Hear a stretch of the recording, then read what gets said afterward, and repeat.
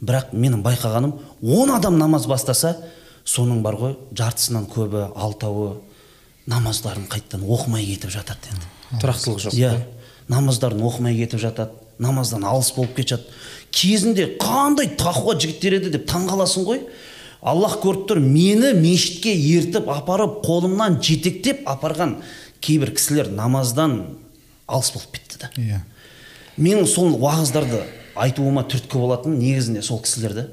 Міне жақында біреумен кездестім да, айтам да, сен мендегі шыққан бір уағызды көрдің бе деймін да, әдейі сұрап жатырмын да. Білесің бе дедім да, бүйтіп біраз әңгімелесіп қалдық, негізі соған түрткі болып отқан сендерсіңдер ғой дедім ше. Сол себепті тыңдап көріңіздерші деп. Енді жаңа бауырымыз үндемей тұрып қалды шынымен ше. Бірақ Құдайға шүкір сол уағыздарында бір пайдасы тиіп жатқандай өзімді көремін, өйткені адамдар келіп айтады, елеке кеше қатты ойланып қалдым, машинада қосып, жаңағы жылап отырып, сондай өзімнің қателіктерімді түсініп жатырмын. Шынымен де неменеге осы намазға бет бұрмасқа деген сияқты бір лебіздерін айтып жатады енді.